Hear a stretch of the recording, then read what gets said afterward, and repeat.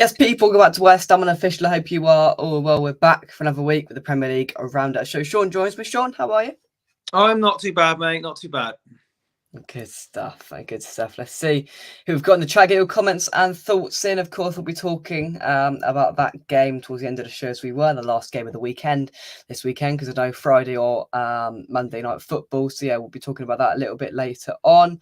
Long live the bowling. Thank you very much indeed for joining us, and everybody else in there as well. Thank you very much indeed. Right, first up, I'm going to let you talk about your good friends down the road. Aston Villa 2, Arsenal 4. What a weird and chaotic game that was. It was a strange one. I don't think Arsenal were that great again, really, from what I've seen of it. Villa went, was it 1-0, 1-1, 2-1, was it? Is that how some games? Villa were leading at 2-1, and then Arsenal got a few, didn't they?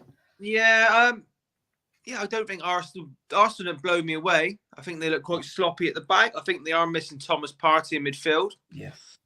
Odegaard had one of his better games because he's sort of gone off the ball a little bit. Mm. But they sort of got the equaliser, and then they got that. I suppose it was a fluke because it's an own goal, wasn't it? To put them 3-2 up, then the keeper goes up to try and get one in the last minute. So the scoreline probably makes it look better. A bit, doesn't it? Yeah, it makes it look a better result than what it was. But they went behind very early. Always very critical of Ollie Watkins finishing, but he banged that nice on his left foot. Yeah. I just said my lad when he said watch his finish, and I said I don't even know if he's left footed or not, to be honest. I couldn't remember when he hit it, but he did strike it very well. I don't think the defence or the keeper expect them to hit it so early, but can't knock him for that. Emery went for a different sort of lineup. I think he played Buendia and Coutinho on the same side. Yeah. So it's a bit some of Villa's season a little bit. You never know quite what you're going to get. I don't think Arsenal were the best, but obviously they'll grab that win. Obviously our results went back in their favour elsewhere as well. But I wouldn't get too carried away if I was Arsenal with that, because like I said, it was a very, very tight game. And in the day, it was a freak goal, which basically got them the win, really, to be honest. Yeah. What I will say about Villa, and this goes back to Gerrard, because he was before now, that's the fourth booking this season Martinez has got for time wasting. Mm-hmm. And I think they were starting to do it on about 25 minutes. Yeah, they were. I don't know. If two different coaches are doing it, I don't really know what the crack is there. Because he got booked for time wasting, and then he had a goal kick about 5 minutes later, and he was still pushing his luck then. So, not just this thing, but a lot of players, I'll come on to something again later on if we've got time. I think because rules are changing so in such silly manners a little bit, I think players are bright enough, or the coaching staff tell them how to sort of use it as their advantage. Yeah. Because even the studs up foul, where you've seen a lot of fouls, you're thinking, oh, that's a red. It's looking like to me a dirty tackle's coming back into the game just by them exploiting a little loophole in the rule. Mm-hmm. And I think what it is as well is the way that nobody's got a clue what the rule book even says, because it just keeps getting worse and worse and worse with every rule in the book. That's the sort of reasoning behind nobody's got a clue what's right or wrong nowadays. I think gone off track a bit with the fouls. I think with the studs up foul, a couple of years ago, I'm pretty sure they were given red cards for anything which was studs up, red card. Everyone moaned about that. So now it's gone a bit the other way, where you need to be dangerous, or you need, I think, do they word it like your full body force behind it or something like that? Yes. So now I'm watching a lot of tackles where it looks like a player is purposely dangling a leg in, studs up, catching him because they know it's only going to be yellow. And the same with this goalkeeping thing. Obviously, there's always been I can't remember what it is now. Is it got like 8 seconds to take a goal kick or something stupid? Yeah. Keepers at Martinez are clearly counting in their head how many they can do. No doubt probably add on a couple of seconds. But that's his fourth Everyone booking. does it. Yeah. Fourth booking for time wasting, that is. Yeah, let's see who else we've got joining us in the chat. Let's have a look here. Budgie, hope you well, mate. Go and check him out over on Green Street Elites. Mr. Terry Newsham, I hope you are keeping well, my friend. You didn't really miss much yesterday. I'll give you that. Long live the bowling. It's ridiculous, mate. They were there for the take of Moises. Lost the dressing room. He lost that a long time ago, I'm afraid, mate. How Lanzini and Fornals have not got back into that team is beyond me. The football is dross as well. Well, plenty to say about that towards the end of the show. So keep your keep your thoughts and fiery thoughts, just hold them back for a little while. Peter, hope you are keeping well as well, my friend. Moving on, right. I'm going to do the next one because of Josh's absence this week. He's off in Tenerife somewhere. I bet that's where he usually is. I don't know. Brentford 1, Crystal Palace 1 then. Now, I think I saw a stat somewhere that this would have been Crystal Palace's first win or away win since December, and they blundered it in the last couple of minutes, and Brentford managed to get a point on the board, and Brentford continued their very, very good run. We talked about it in quite a lot of detail last week about the teams like Fulham and Brentford, whether they've got a chance to be getting into those European spots, and it's another point on the board for Brentford where they probably nicked it at the end. If I was a Palace fan, I'd be pretty annoyed, to be honest, because they're just a side that sort of sit mid-table. They don't really do anything too exciting, and then they're not on the greatest run of form at the moment, and then they get 1-0 up away from home, and they fumble it in the last few minutes. That that must be a little bit annoying for them. But Brentford must have stuck at it. Obviously, I don't know, I didn't watch the game, but must have stuck at it and continued on and got a point in the end, and they'll feel like that's definitely 1 point gain. For Palace, they would have definitely taken a point going there, but in the circumstances, there's 2 points lost for a Palace side that are in, they aren't in need of wins, but they'd like to get a few points on the board just to secure themselves in that mid-table section for yet another season. Peter says, so when we lose to Forest, will they say Moyes has the next game? Well, the Times, take it with a pinch of salt, have said if we lose to Forest, then he's going to go. I don't trust it too much, but we'll go and beat them 1-0 now. But yeah, that is the way it is. Yeah, Brentford 1, Crystal Palace 1. Bit of a nothing game as we move on to your favourite, Shaun. Here we go. Everton 1, Leeds United 1. Got 2 minutes to rant about Leeds. Go. This is credit to Shaun Dyche. He's done what most of us probably expected to do. Obviously, lost the Merseyside derby, didn't they? When we did our last show last Monday, it must have been. Well, Leeds, they're the one positive for your performance yesterday, because they managed 0 shots on target at Goodison. They're the only team season, which is quite believable to do that versus Everton. I thought 1-0 probably flattered Leeds as well. I think Everton had 2 or 3 cleared off the line. It looked like I watched the extended highlights, and it looked like they bullied Leeds, to be honest. I think you know what you're going to get with Leeds. They got the 2 Americans in centre midfield. Said last week, all they want to do is charge around. But if you charge around, quite often you're going to be out of position. They got no protection for the defence. Melier, I think he's not a bad keeper, but he's a bit weak. He's just getting bullied in the air because you're not sure what Dyche is like. He's going to bombard you. He's going to be physical. Leeds are banging trouble, and they sacked Jesse Marsh 2 weeks ago now. And they've got a manager. They've had about 4 people turn them down. I read earlier that the latest name linked is it someone Gracia that used to manage Watford? Took him to the FA Cup final a couple of years ago. What was his name? Gracia, is it? Gracia? Something like that? It's Garcia. No, what was his name? We were there. Yeah, the game before we were there. No. Yeah. Jose Garcia? No. Somebody on there. Javier Gracia or something like that. Was that? And he got sacked. He got sacked at Watford. Then he's got sacked at, I want to say, Valencia. So that they're desperate. So you're on about Moyes. If it goes next week, you're at the stage of the season now where who's going to take the job? Rafa Benitez's name gets banded around with a couple of these just to put a rescue thing together. But we're coming out to March. Do you know what I mean? Yeah. The stick and twist periods nearly ran out. Do you know what I mean? But yeah, Leeds, not good at all. They, like I said, normally you'd expect them to have about 10 shots on goal and about 1 on target. I think they had 6 shots or something, and they weren't very good at all. They didn't threaten them. Brilliant goal, by the way, for the winner, Seamus Coleman.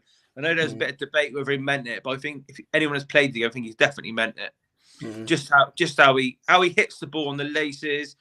There's no one in the box from the cross to. Didn't look like a miss hit. Keeper's left a gaping hole near post. I think he meant it. Great goal. Good win for Everton. Leeds banging trouble. Apologies, I've put 1-1. I've got no idea why. I've just let flipping the wrong score running on the bottom of the screen for 2 minutes. We're live. I make mistakes, even me. Everton 1, Leeds 0 was the score. Thank you very much, Terry, for that. I didn't quite register till just then, but yeah. To be fair, Terry, the best thing about yesterday, and to be fair, what sort of entices you to that stadium? It was a very nice pulled pork hot dog. I'll give you that. There's some nice chips. There was some nice seasoning on them. They were in a nice bag. They took all my money. It was very nice. It was very nice. It's the absolute highlight of it. Yeah. The driver was quality, which was for you, which was you. Yeah, well done. Back yourself up. Yeah, sorry. Apologies. Peter says the boards will wait around for Benitez. That will go over. Jake said, yeah, it's gone straight over my head. No idea what you're on about. Terry, you're a mod. Don't use such language, but I can't say you're wrong. The London is, the food is, the prices are, we are. Yeah. You're not quite wrong. You're not wrong at all. Let's have a look here. Long live the bowling. I went Millwall the other week, and let me tell you, the atmosphere was electric. The football was high intensity, tackles flying in. And well, I tell you what, we're going to get looking forward to it. We've gone from Lyon away to Luton away. We're going to go from what flipping Real Madrid we could have had 2 years ago in the Champions League, so Rotherham away next year. We are looking forward to it. I tell you what, I've got a map up there of all the stadiums in England. I'm going to take a fair few of them off next year. Next up, Man City 1, Forest 1, then a shock. Was it a late goal? I don't know. Yeah, late goal. Yeah. Towards the end, Man City held in the end to a point, and obviously has just sort of undone all of their hard work down at the Emirates on Wednesday night. And Forest will be absolutely buzzing. I think I saw somewhere that they're top or they're second or third on the form table since coming back from the World Cup break. They're on fire. They're picking up points regularly. They've got a bit of hope. That would be nice somewhere, wouldn't it? But they're playing some decent football, and they're picking up points against sides that you wouldn't necessarily, think they pick up points against. Did they beat another one of the big six as well? I think earlier on in the season, and they do pick up points regularly. They brought in all these players. There was big question marks around them, but they're now up to what? And say, let's have a look. They are now up to 13th, 25 points. They are 5 points off of the relegation zone currently. And, all things are looking okay. And the gift that keeps on giving is who they're playing next week. So, if you don't laugh, you cry, do you? But it's just for City, that's really, really, Liverpool, that's it. They beat Liverpool in October. Forest, for Man City, that's a real sucker punch to not win that, to undo all of their sort of hard work on Wednesday night, and they've back to square one and have just got to go and try and regroup. And obviously they've got that game in hand against Arsenal. That's probably going to be the title decider if things keep going like this. And yeah, we'll see what happens over there. Terry says, I saw the hot dog, JC. Also saw the bitter, salty tears of defeat. I had some dodgy meatballs, and Mrs. News pointed out that I didn't look happy. Well, I'm sure you aren't the most content out there. Peter says, no shock for us not beaten at home since September, and won 3, drawn 3, and lost 1 in the last 7 games. They are staying up. No problem. There we go. That's a stat that I was looking for. Next up, something that really didn't help us out at all.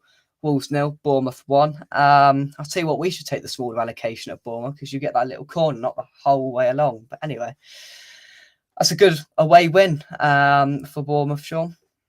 Yeah, this is one of a few results which I don't think anyone's seen coming, to be honest. Wolves, keep saying Wolves are doing well, and when they beat you, we all sort of said, oh, they'll be fine.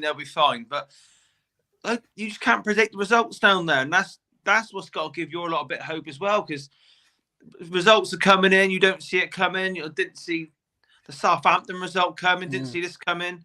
Yeah, but it's probably typical of Wolves the last few years. Everyone's praising the new manager, but they're not quite out of it yet. And all the teams down there, even the likes of Bournemouth, I haven't got the league table in front of me, but I'm guessing they're almost very close to each other in the table, Wolves and Bournemouth. Must be a point in it. So that's sort of pulled Bournemouth out of it. They're now out of the bottom 3, and there's 2 points between Wolves and Bournemouth. Yeah, so people we all writing off Bournemouth. Literally last week before they pulled it out of the bag. It sucks Wolves into it. The teams that have dropped into the bottom three, even like Southampton getting there, when I think they brought them up almost level 18, 19, 20 like that. I can't sit here and call it. Like last week, we were almost throwing one or two under the bus, but now it's who can galvanise the team. If that's Bournemouth, they might be fine. It might not take a great deal to stay up this year. So we're not quite at 2/3 stage yet, are we? But teams are struggling to get the 20 points. And probably we're not going to see 40 points a step, I wouldn't have thought. But yeah, I can't call it. It's a great result for Bournemouth. They got that little small ground, haven't they, Bournemouth? So if they can start to get it's never going to be a fortress because they're a bit of a prawn sandwich brigade supporter. But if they can just get something going, do you know what I mean? What are they on now? 20 points, 21 points, something like that. 21. All it takes, especially this season, if you can bang 2 wins in a row, draws aren't really sucking teams out of it. Like you had those 2 stinky draws, the last 2 games, I call them, where you sort of played for the draw and got them. It hasn't got you anywhere. Do you know what I mean? So at some point, you got to get some goals in the net, get the 3 points. If you're not likely to get a clean sheet, you've got to go out from the start and score 2 or 3. And fair play to Bournemouth, they got it. Wolves have been the same for a couple of years. They always never look like scoring many. So if you're playing them and you get 1 or 2, you've got a very, very good chance of winning the game. But yeah, full credit to them. I still think Wolves would be okay, but I wouldn't put my house on it. Do you know what I mean? Just can't. What's going on down there? I wouldn't even be able to pick one at the moment after them results at the weekend. No, it's crazy. I mean, Trini says it here, every team up to Palace is still involved. Anyone thinking anything in this league has been decided does not understand football. When you look at it now, well, we're sat nearing the end of February now, and I'm looking at the league table, and Palace are sat in 12th. Palace, I'd say, are just about out of it. They're on 26 with the drop currently on 20. So they're only 6 points away from it. But then you've got Forest on 25, Leicester on 24, Wolves on 23, Everton on 21, Bournemouth on 21, West Ham on 20, Leeds on 19, Southampton on 18. It's a hell of a lot of teams there. And who's down from Palace, did you say? Sorry? Who were the teams directly below Palace? Forest, Leicester, Wolves, Everton, Bournemouth, West Ham, Leeds, Southampton. I would say Leicester would be safe because you think they got goals in them. They do. I think one of the old sayings is when teams get promoted, if you've got a goal scorer, you got half a chance. Just to look at. Yeah. But yeah, right now we're sitting there saying Forest will be fine, but on paper they've still probably got one of the weaker squads, really. Yeah. So I don't know. Let's not try and.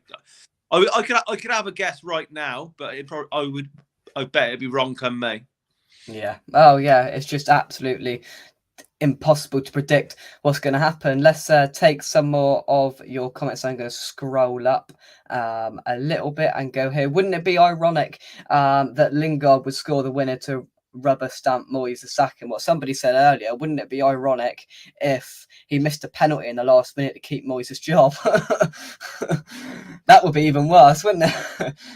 Wolves, Leicester and Everton will stay up. See, you're looking at that and you can give a plausible case for all the sides to stay up. You know, I know you couldn't for Leeds, Shaun, but I'm looking at it and going, Forest, they've got hope. Leicester should stay up. Wolves have got a good manager, a good side. Everton have got Sean Dyche. Bournemouth, well, you never know. Us, God knows what to think. Leeds, do they have goals in them? I don't know. And Southampton can go and pull out a win against Chelsea. It's just so many sides and so many things to be decided in there. And and Zach says West Ham beating Everton benefited them more than it did us because it meant we got Moyes for a bit longer. And look where they are now. They went from being below us by a couple of points to now being above us by a point. Yeah, I know we're guessing a lot here, but I would agree with how you described a few of those teams. I would give those a lot more hope of staying out of it.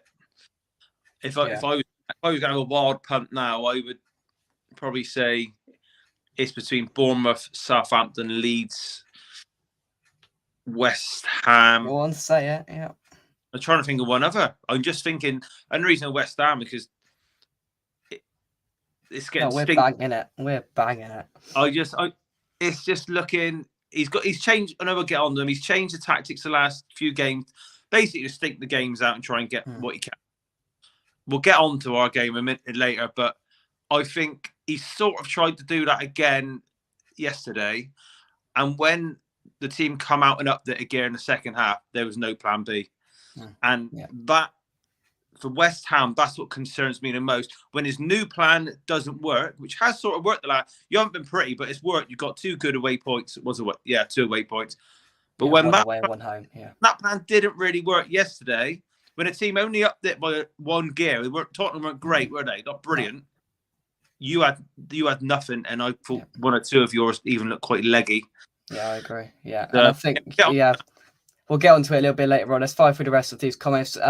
Dice just banned mobiles and laptops at training ground. If that's true, if it's going to get them down to it, then and what really annoyed the fan base earlier on, West Ham admin didn't quite read the room by putting on a load of training pictures and saying back to work. Well, my question is, what are we doing all week in training? Because it's the same old rubbish every single weekend. Lonnie the Bowling says, I read this interview with Gary Rowett. He said Millwall fans don't ask for a lot. All they want to see is attacking football. If they can't attack, then give high intensity defending, get short or dirty. I tell you what, this rate, they're in the playoffs. If we go down, there's a chance they might come up.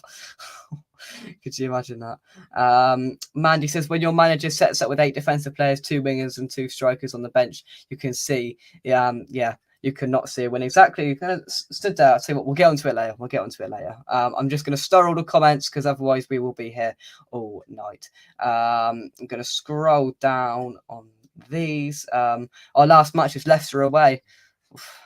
I've just got a feeling it's going to come down to that. I really do. Got a feeling it's going to come down to that.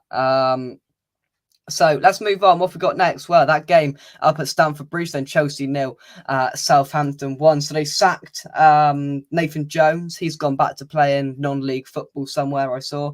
And this new geezer who's been waiting a long time. He had a nice outfit, the roll neck and the blazer. He was ready to go.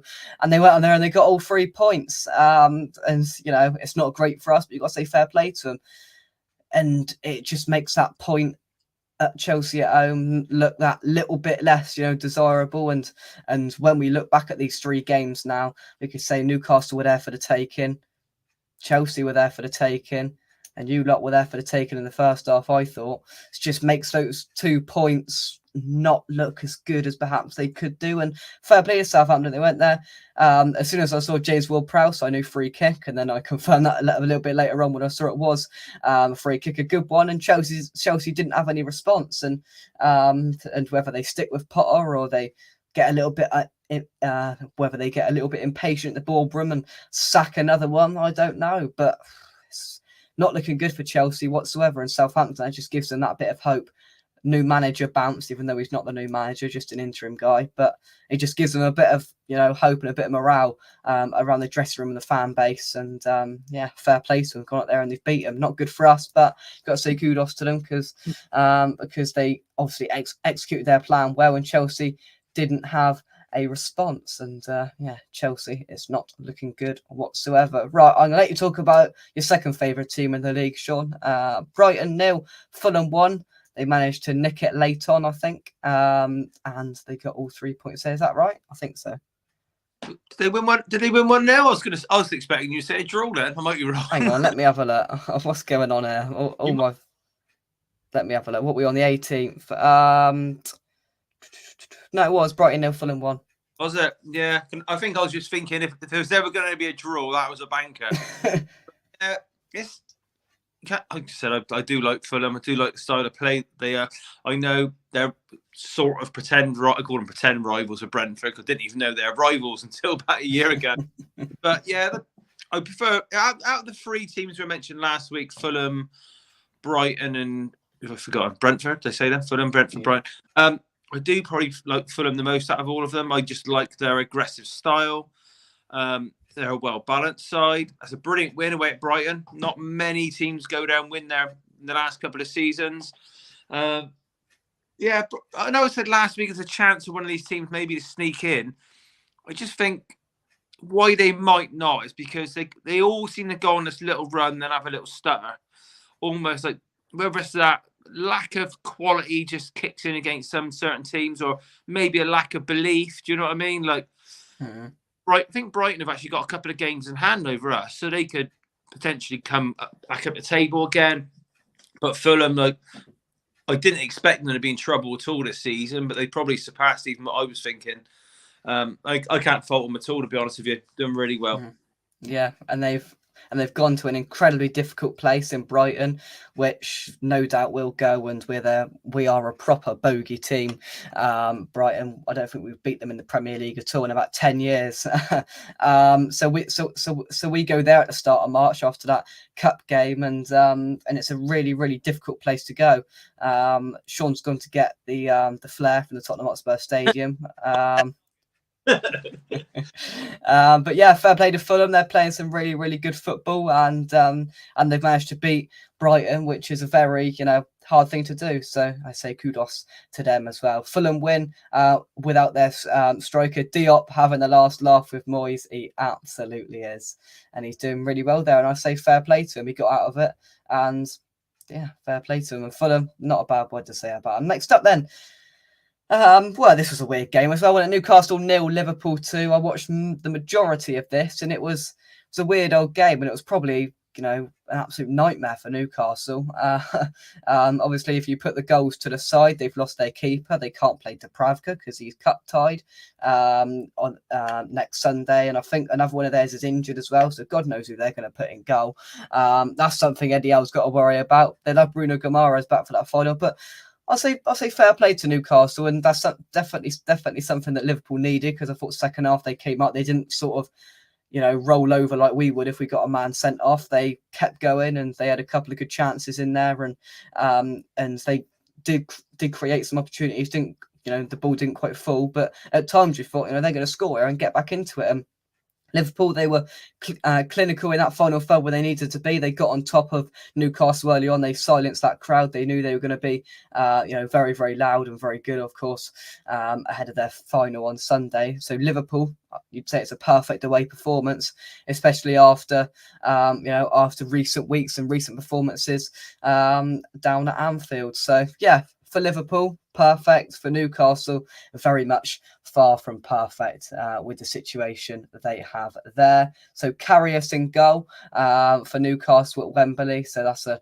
monumental sort of responsibility that's now been put onto his shoulders. Fulham have nearly twice as many points as us, Jake, and they deserve it as well. They're playing some good football. We're playing awful football.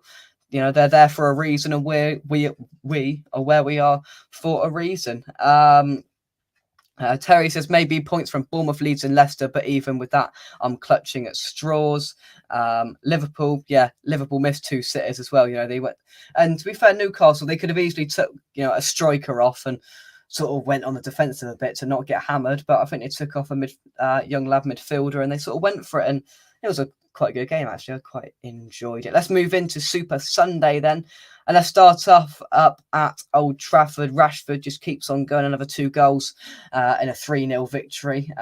In one of the highlights of the VAR weekend of howlers, Shaun. Yeah, he should have had a red card, shouldn't he?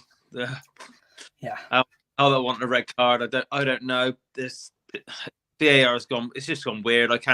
I've lost track of it. I think more and more people are hammering it, like the ex-refs, pundits. People just not understanding it now, which is probably a sign it's the worst it's ever been. Because if we had clear laws and we knew what to expect, but that one, it ticked all the boxes. Like, you could see there was pressure on the leg because the centre back's knee sort of bent back. I don't know. Well, if that's not a red, I don't know what they're looking for. This United remind me a little bit of what I said about Arsenal. I think the score maybe flattered United a little bit. I think De Gea made 2 brilliant saves early before United scored, like real top class ones.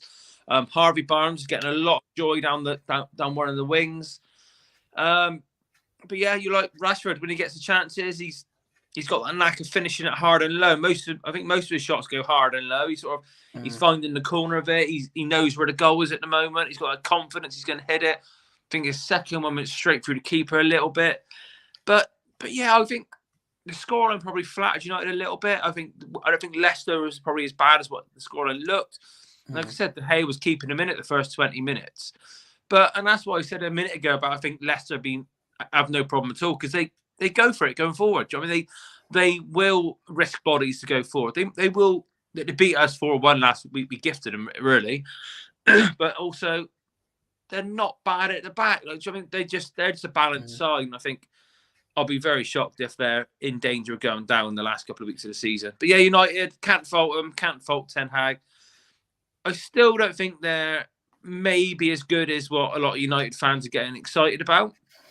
And I say it's quite often, which is probably just grumpy, not convinced the general level of the Premier League is massively, massively strong this year. I think the usual suspects, Liverpool, I think they're coming good and I think they will finish strong, to be honest. Yeah. Chelsea, I don't need to say anything on them. Even Man City, they're not themselves. Tottenham, not really themselves, although we did finish strong from this stage last season as well. So then you've got United sort of plucking around sort of second, third. I think they are getting results. Yeah, they're doing all right. But let's see where they are next season, because surely some of these teams that have been poor can't be this poor next year. Even yourself, so you were up around 6th, 7th 2 years in a row. If you manage to stay up, if you're not back to at least mid-table, you'd probably be disappointed. So yeah, United are doing well, but yeah, let's not assume they're going to be major title challengers next year, which I think a lot of United fans think they will be. Yeah, no, you can't really fault them too much there. And the one thing I do say is I flipping hope they rotate when we go up there in 9 days. Otherwise, it won't be pretty at all. You know, they've got a challenging sort of fixture congestion over the next few weeks. I think they've got the final on Sunday. We play them in the FA Cup. They've got Barcelona in the Europa League. They've got Liverpool in the Premier League, all inside 2 or 3 weeks. So it's going to be a challenging time for that United side. It's going to be interesting to see how they come out of it. But yeah, they keep on winning. You can't really fault them too much. But Leicester did dominate the first 20 minutes as well.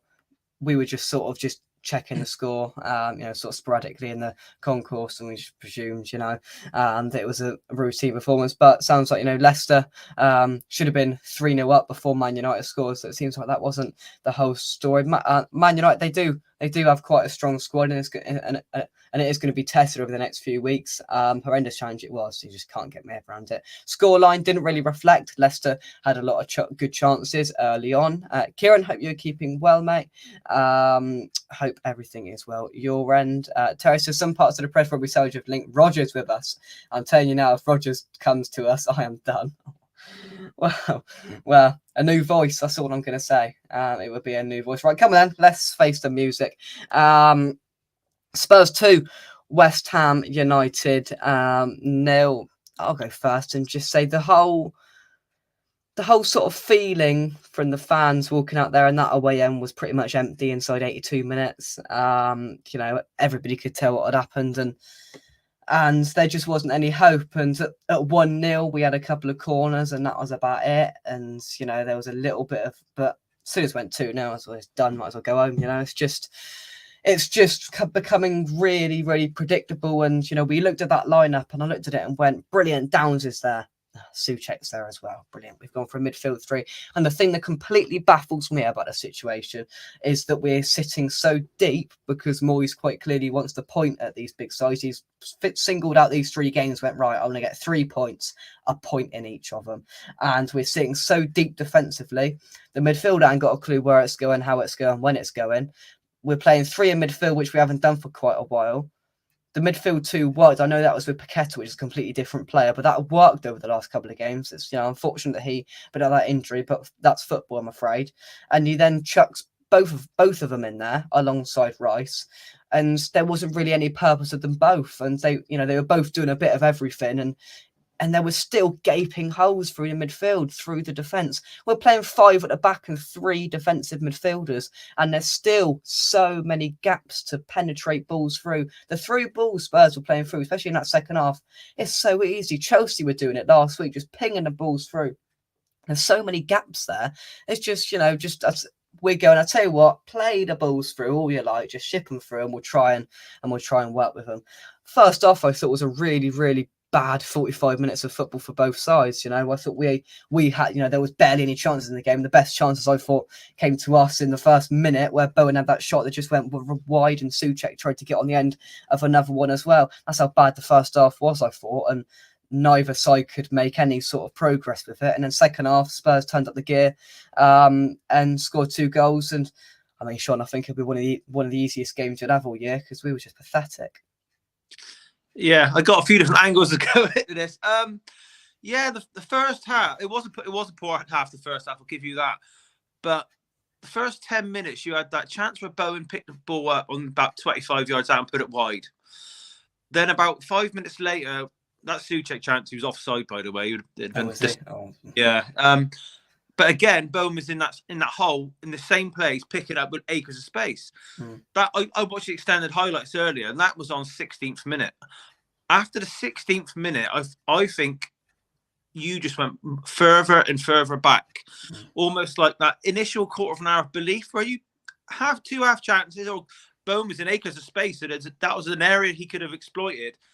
I was watching it after about 25 minutes, and I just think Moyes looked like he parked the bus to me a little bit.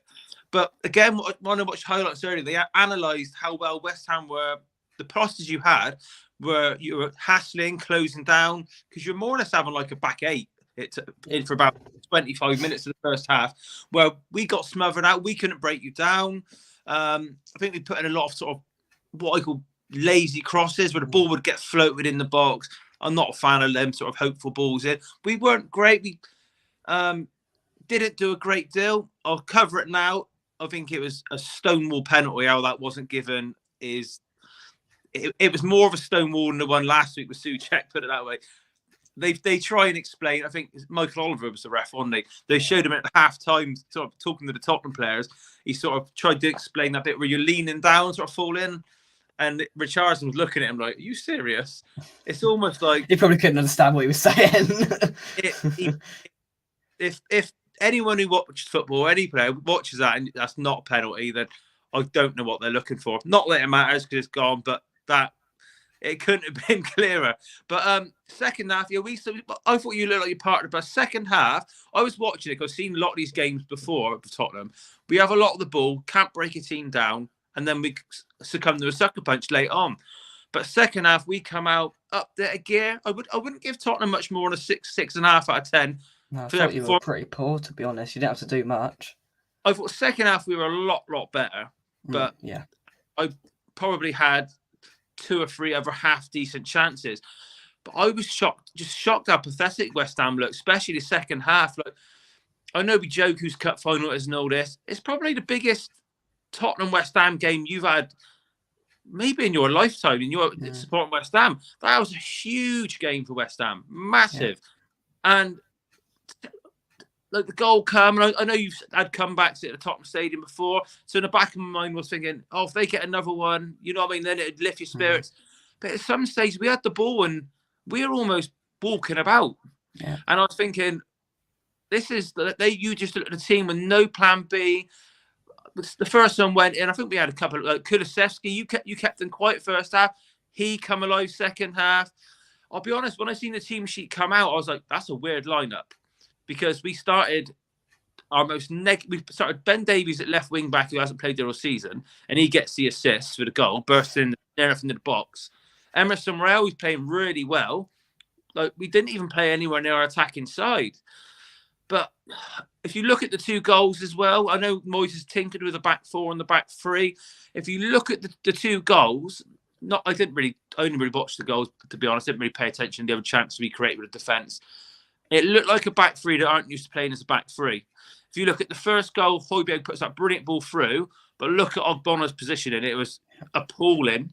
If you look at the second goal, Ogbono's gone for a bit of a jaw and a jostle with Harry Kane, right?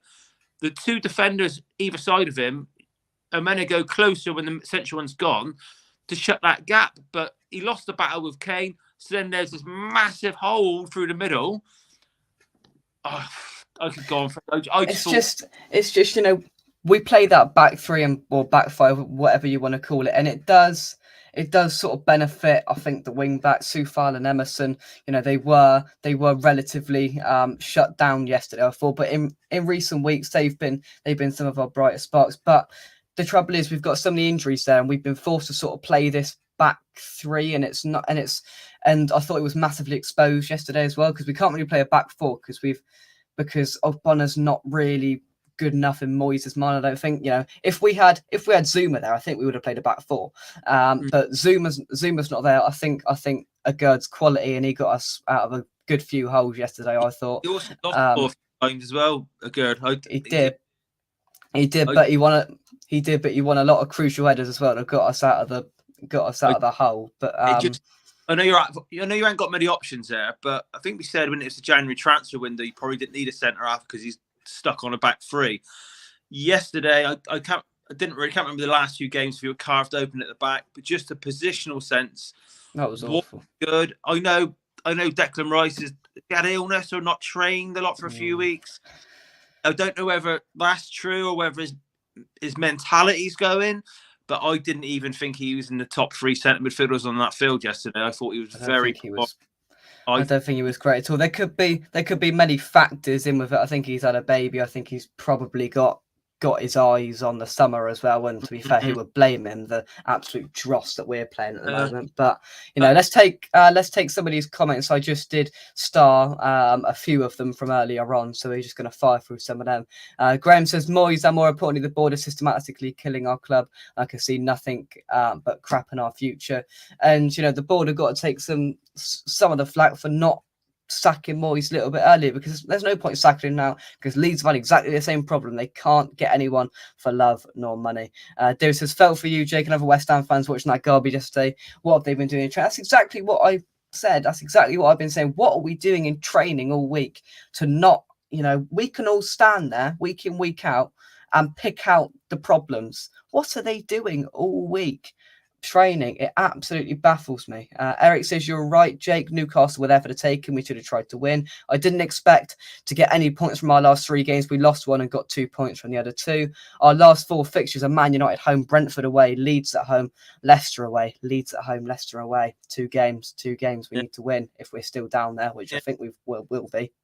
But Peter says Moyes needs to realise 1 win in 11 won't get us into Europe. I think he's in cuckoo land. I think he's all, set up, ready to go. I don't think there's any threat, because it's not. He publicly says he's not on social media. He looks at absolutely none of it.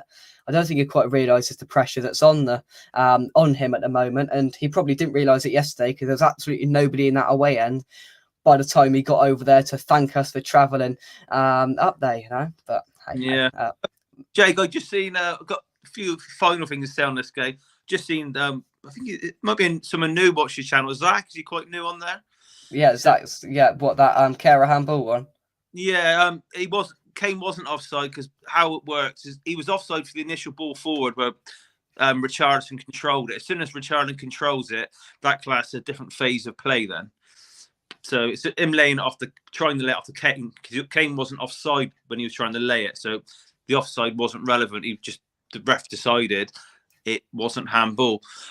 Initially, when I saw it, though, just for that, because that's the first thing the Spurs fans did. They woke up and they all went handball. And initially we were very side on. We were sort of like in line with it, and I thought it just hit his like thigh or hip, and it went away. And it's not so obviously I saw it after. I went flipping out. He's just saved that like that. But it was one of the worst ones. But it's not luckily for you, but it wasn't important in the game, so it's not worth going over really. But it is also what the hell's going on. What more than that does it need to take?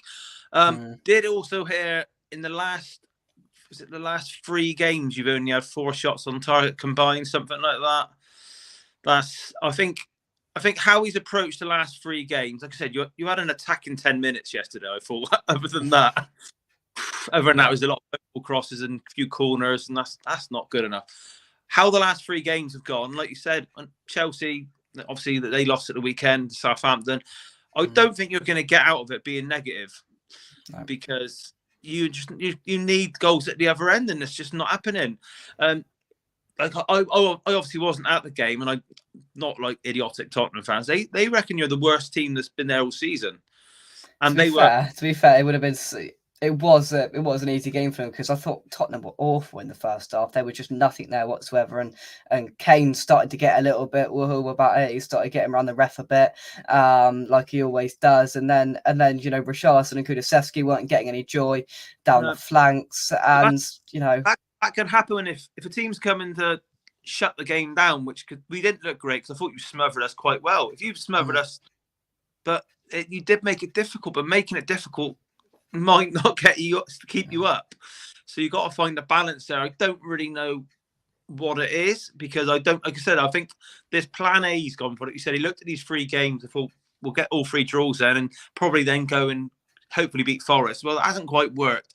And when plan A didn't work yesterday, my worry is when plan A didn't work, which is probably the same plan he had at Newcastle and Chelsea, similar to that against Tottenham. Yeah. When plan A started to go wrong, when Tottenham upped it a gear, there was nothing. That'd be my concern for you.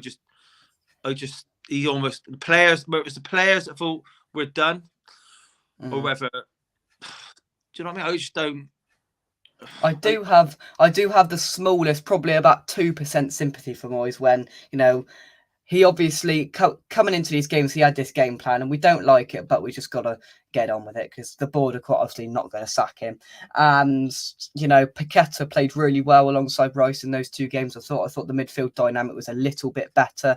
And then Paqueta gets injured. There's a few players that have got injured, which have sort of not helped him at all. That's not an excuse by any sense of the imagination, but just a little bit things haven't quite gone our way. And yeah, we've had a few VAR decisions. We can't deny that. And the 98, 99% of it has to come onto Moyes. He's got to take the flak and he's got to realise now. And I tell you what, we're going to be up there next week. If things don't start well next week, and I don't like to say it, I think things are going to turn incredibly, incredibly bad. And, the game, I don't think people will start running on the pitch or that, but the sort of toxicity of that game against Burnley rings back into your mind when you see that we're playing, and somebody put a stat up, and Steve says here, Avram Grant performances, we were on the same amount of points in this stage of the season as we were when we went down into Avram Grant. And look at the uproar we had that season. I can't remember, but we were absolutely awful. If I was going to, maybe it's criticising Moyes again, but the only thing I would take from yesterday a little bit maybe is, I remember we discussed this when did we beat you 2-1 this last season at home? You went last time you went up, didn't you? It was 3-1. Yeah. And I thought your place. I thought that maybe could have been another 1 or 2 on top of that as well. From Moyes, I think it's maybe he's done it twice now. I think it's possibly naive trying to match up with the wing backs against Conte's style, because although we had Ben Davies and Emerson, I thought both had good games. They train and drill that formation now for 18 months solid. They do. Conte, even when I think we should play a back 4, he will not deter away from 3-4-3. That's what you get every single week. So everyone in that squad has known since the moment Conte's walked in the door, that is the formation they're playing, and that is it. So any team that comes to Tottenham and thinks, right, I'm going to, because when I say change, he's only played it the last 3 games and he's been a back 4, so it's still quite fresh with the players. Like I said, the back 3 their positional sense is poor, I thought, at times. So it's not embedded in them to play the back 3. So if you're going against Conte, he's probably whether you like his football or not, he's probably the master in Europe at the back 3. That is just his. Not many can do it as good as him. So if you want to go there and match up 3-4-3, 3-5-2, you're asking for a lot straight away, really. That's why I think you struggled to get forward a little bit, because Tottenham know that position. But going forward, I know Eric Dier's not the greatest centre-back.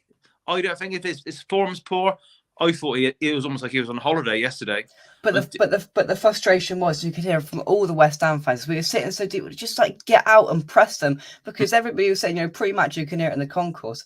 Everybody was saying there's a mistake in this Spurs defence. Whoever they've got there's a mistake in that defence, whether it comes from Dyer, whether it comes from the goalkeeper, wherever it comes from. There's a mistake in them. But we didn't pressurise you enough for you to make a mistake, and that was the issue with it. Final thoughts, Shaun? Yeah, don't lose hope. You've nearly there, but Oh, you said you're going up there this week. It wouldn't shock me in the slightest if you win, because that's just how the bottom teams are going. And at home, I don't know whether the ground's getting a bit toxic. Is the home side? I don't know what the atmosphere I is think like. it will. If you, I don't know. He needs to look at Rice. Does Rice need a game out? I know it almost sounds ridiculous to leave him out, but. And I think as well we've got some Europe and Cup games coming up as well, so we might have that opportunity. But yeah, forget honestly, that just needs. You can't start thinking rotate who's going to play then, because your priorities definitely the weekend. And no matter what, even if you just chuck the FA Cup, you're at a stage in the season now where that FA Cup game means nothing. You've got. I don't know who you've got after Forest, but you've got to get a 3 points soon. We got Brighton, and we haven't beaten in 15 years. Brilliant. Yeah, but you said about the pressurising. Eric Dyer, he plays. He was like walking around with the ball in the second half. And Antonio, don't really remember him doing a lot the first 10 minutes. He was awful yesterday. I've defended Antonio in the last few weeks where he's got a bit of stick, but yesterday he kept running away from the ball before he even flipping got it. And I just, we'll leave it there, because otherwise we'll be here all night. Shaun, you're bursting to say something, so you've got 30 seconds. What did you want to say? Me? I'm nearly all done. I can't think. I don't want to criticize. Oh, you're done. That's all right then. All right, it's time to go to bed after that. But thank you, everybody, for watching. I'm gonna have a couple of days off this now because it's a bit negative, isn't it? But yeah, we'll be back with some build up to a game where we'll probably scrape a 1-0 win against Forest, which keeps Moyes in a job. Rumour has it if we lose, he's going to get sacked. But yeah. I'll build up to that game coming as the week draws to a close. Thank you, everybody, for watching this Premier League roundup show. Shaun, thank you very much indeed for joining me. And this relegation battle, the top 6 battle, take chops and changes every week. It does. It does. Now, the last thing, I don't know where it is. I'm going to find it. I am going to find it, yeah. Did you, draw a perfect line down that and cut it down that piece of art behind you, Shaun? That's just to remind what European football's like out there. That's what that is. Europe. And next season, West Ham might be doing a little trip over to Wales for their Wales. Yeah. Swansea and Cardiff, yeah, fair play. I'll take it. That's very good. Yeah, but I tell you what, Shaun, have you seen the teams we can get in the Conference League next round? We could be going to Norway. We could be going to Azerbaijan. We could be going to what's that place called in Cyprus? Ayia Napa. We could be going to Azerbaijan, Ayia Napa, Serbia. Oh, it's gonna be brilliant. You might want to. It might be more clever to do what Tottenham did the other year. Not turn up and get thrown out. You might be better off. Dear, the final commentary, the FA Cup game means everything, Shaun. Last time at Old Trafford, I ordered chips and curry sauce, and they didn't have any curry sauce. I'll be demanding curry sauce at Old Trafford on the 1st of March, and I'm going to be sat here waiting for the video where that van and that bloke who gave you a free sausage last time has got some curry sauce. But yeah, hey ho. We'll see you later on. Shaun. FA Cup game, like I said, it's just at least a night where you can just forget all the troubles in the league. It's just anything could happen. Just enjoy it. Indeed. We'll be back next week. I'm going to predict now. Now take me up on it next week, Shaun. I've got a feeling we're going to scrape a 1-0 or 2-0 win to keep Moyes' job. I'll remember that for next week. Thank you very much. We'll see you soon. See you later, Shaun. And come on, you on. See you soon. Bye-bye.